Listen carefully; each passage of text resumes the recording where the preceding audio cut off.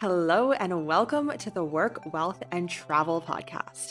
I'm your host, Nicole, aka Nomad Neeks, and this podcast is the place to be if you are looking to start creating a lifestyle that you love.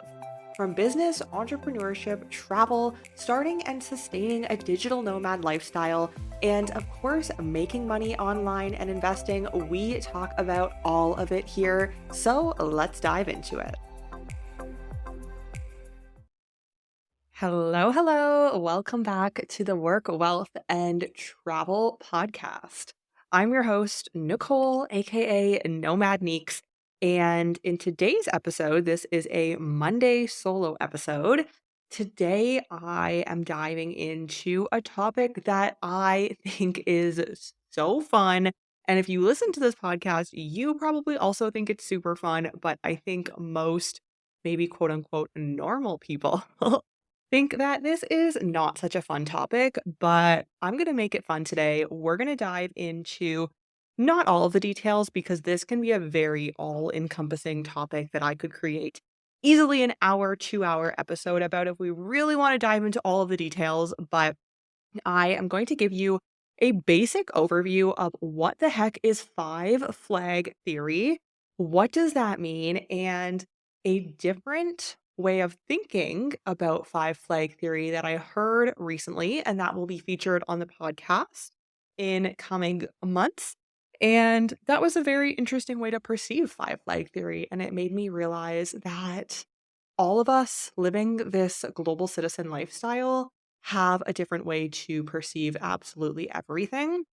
With that being said, and I'll dive into that a little bit more at the end, let's get into what is five flag theory and why is it actually more like six, seven, eight, nine, 10 flag theory these days. It's definitely not limited to the five flags that it originally was when it was created. These flags are they're always becoming more and more as our world is progressing.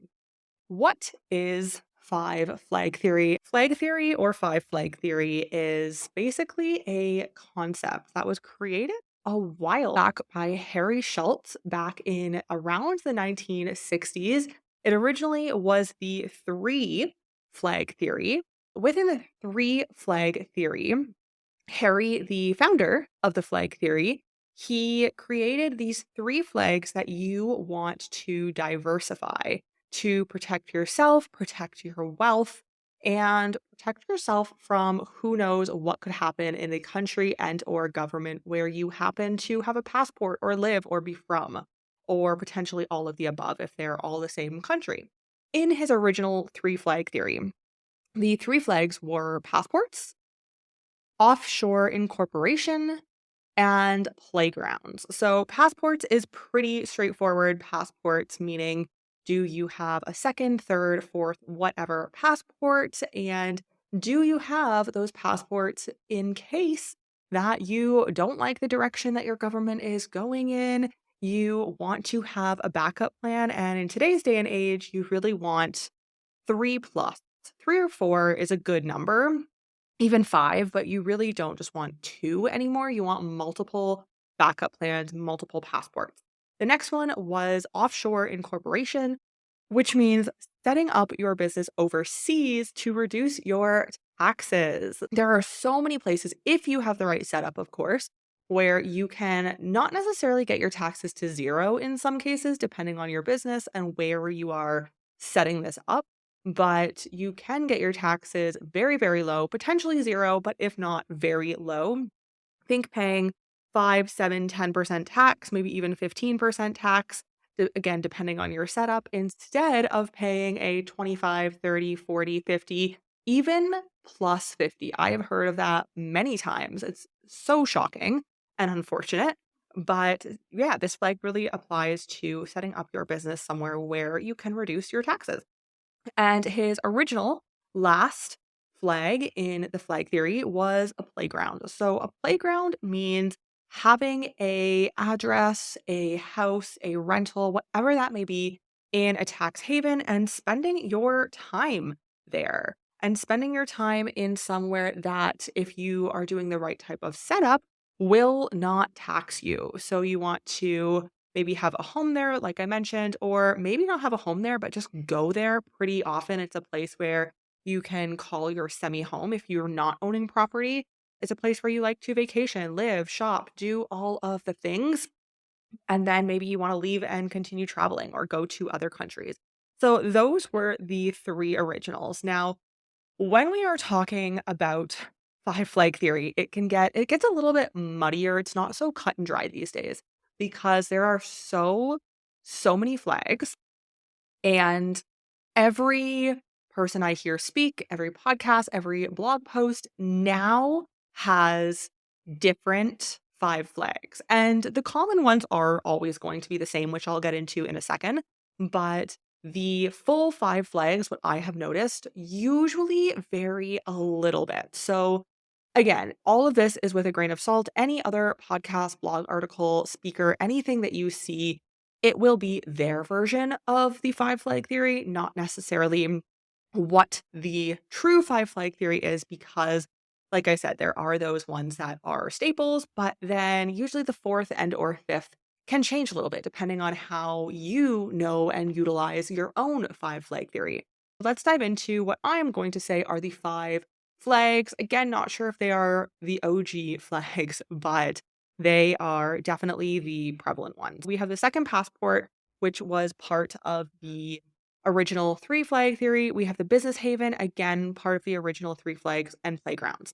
These three are still part of the five flag theory and still very important pieces of the puzzle when you are looking to move abroad, to optimize your situation, lower your tax liability, and be diversified so that not one country, government, system, etc. has claims to everything you own. And this is the whole point of the flag theory, is that not one system, government, I like to call them corporation these days because that's kind of what governments are. You don't want one place, one country, let's just say, to have claims on absolutely everything that you own. These are the three, and now the rest of the ones in the five flag theory. Bank accounts. Bank accounts are a huge piece of the puzzle, and bank accounts means that you have multiple bank accounts. And no, these don't need to be, the sketchy drug dealing bank accounts that I think we all think of when we think of Panama or something of the like. These are over the counter legal bank account that the government recognizes and any government will recognize. So you want to make sure that you have your assets, your investments, anything like that that can be stored with a financial institution.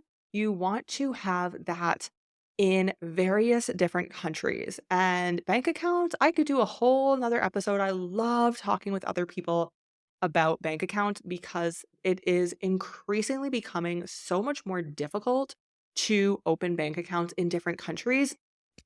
It didn't always used to be so difficult, but now a lot of countries don't want you opening a bank account, unfortunately, unless you have residency there, you have a residence permit, whatever that may look like.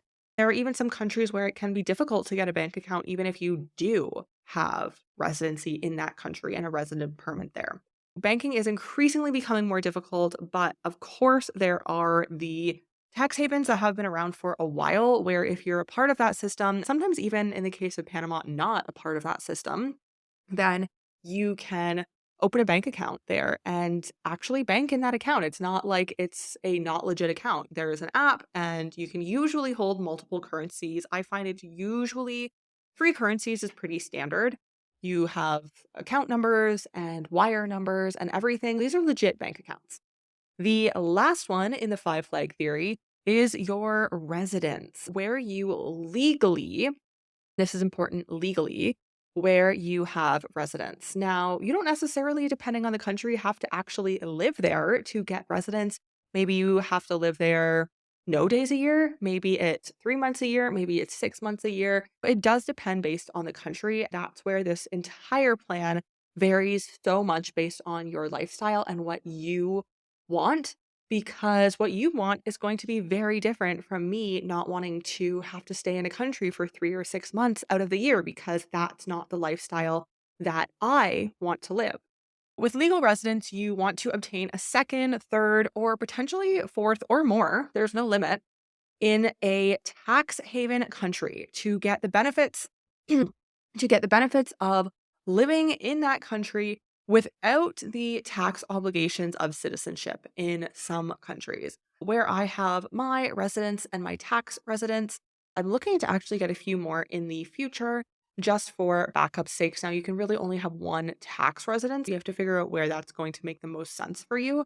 But you can have other residents in different countries, and you don't have to only have one residence. You can have various different residents. With that, I recommend making sure you have if an address if possible. I know that's not always possible.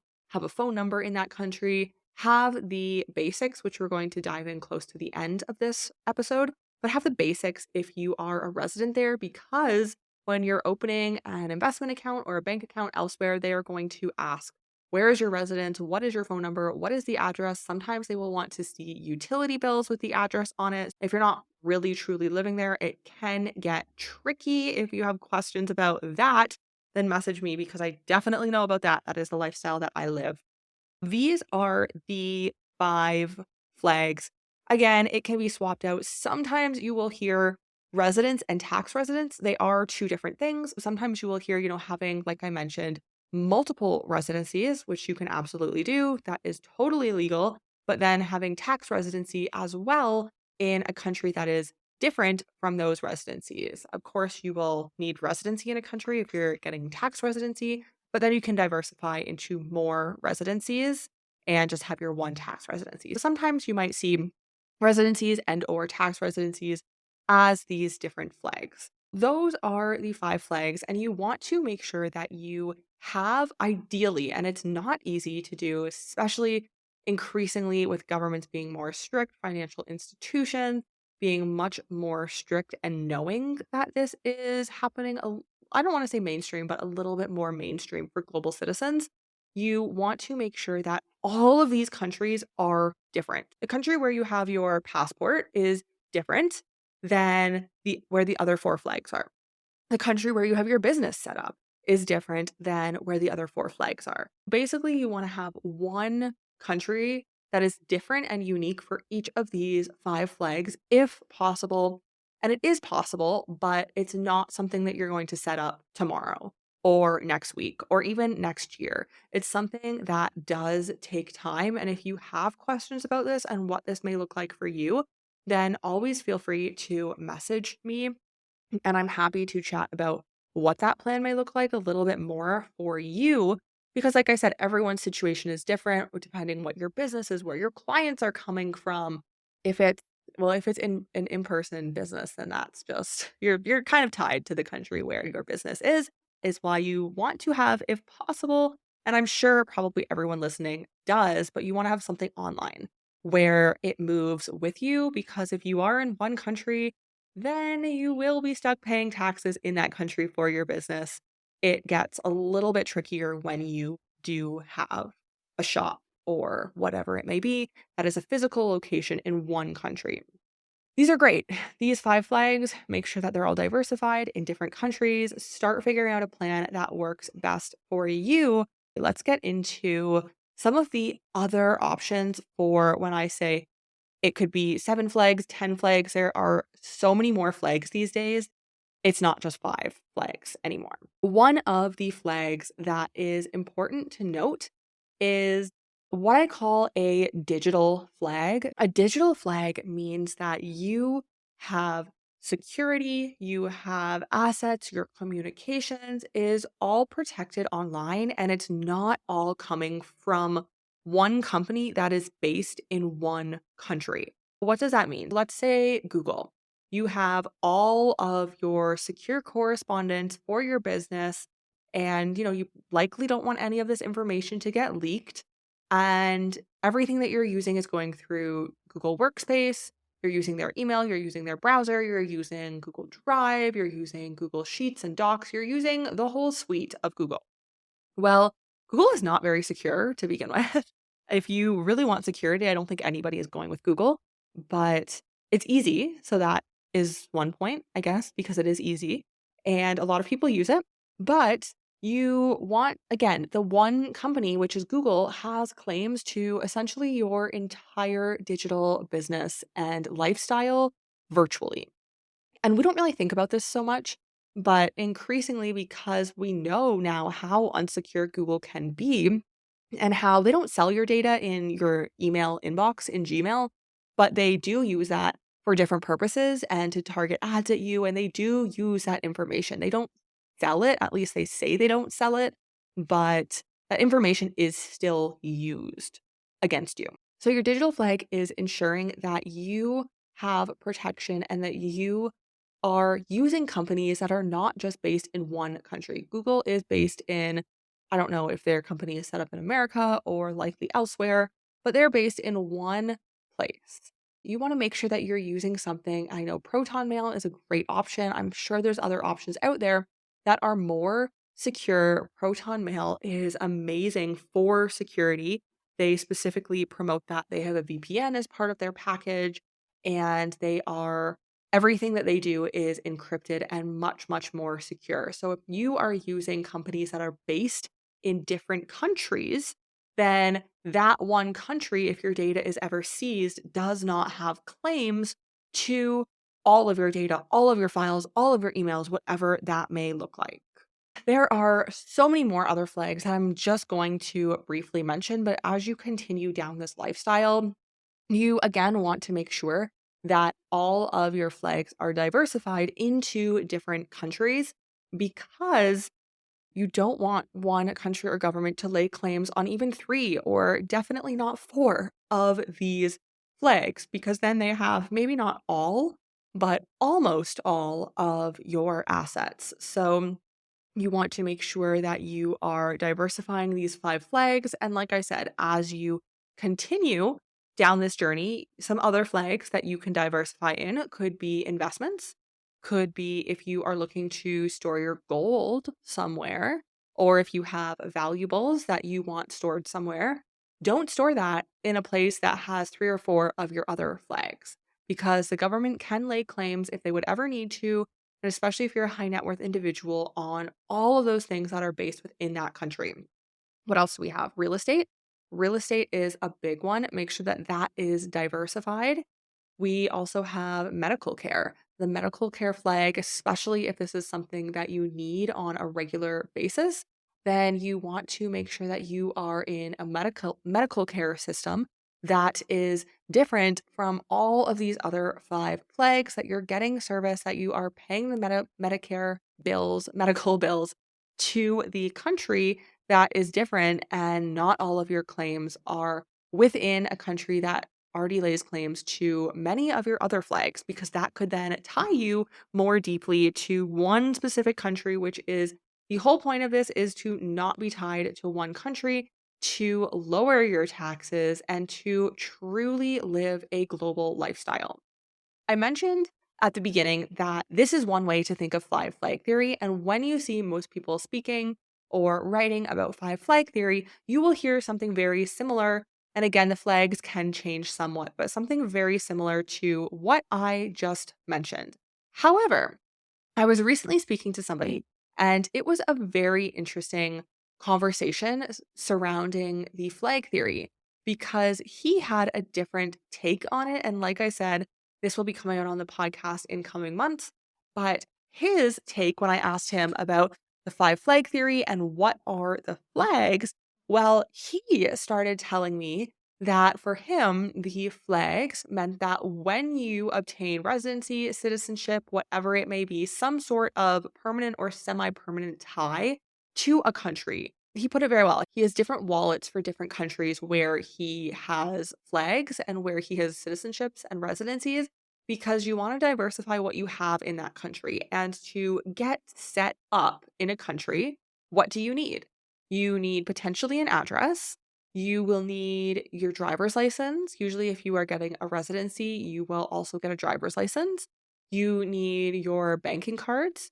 You need a phone, a SIM card, and maybe another phone. I don't know. I guess it depends how many SIM cards you have in different countries around the world.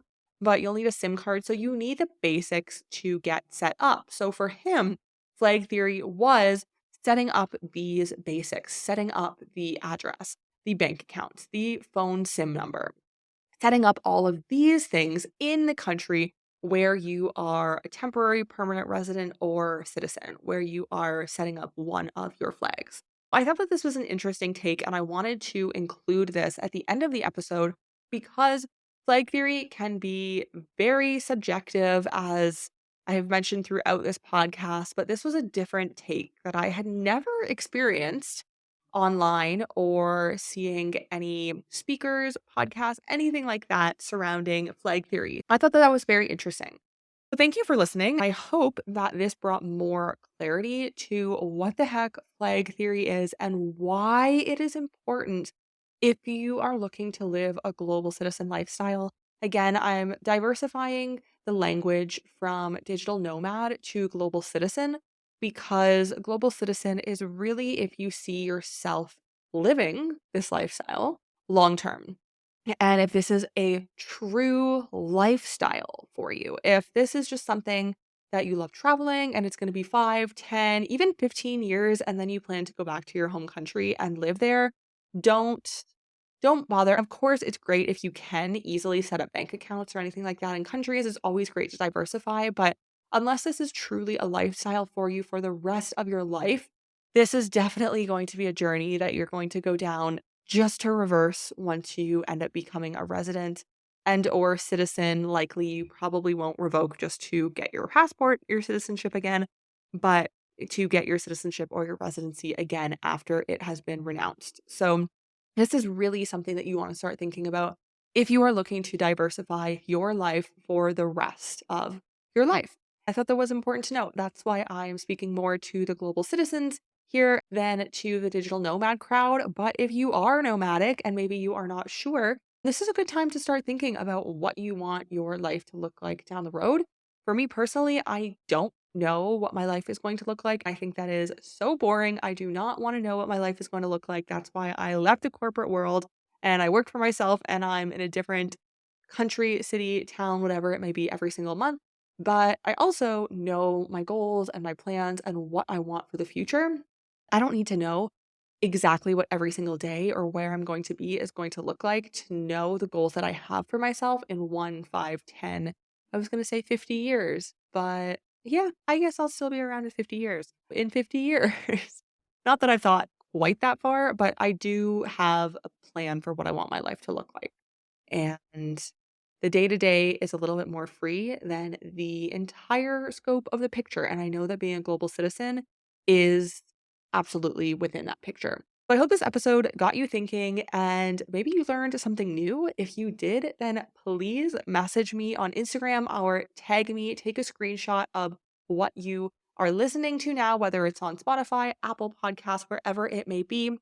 Take a screenshot, share it on your Instagram stories or wherever you are most active, your Twitter, whatever that may look like, and tag me. And I'd love to hear your takeaways so that I can continue creating content that you enjoy and that serves you because this is what I love to do.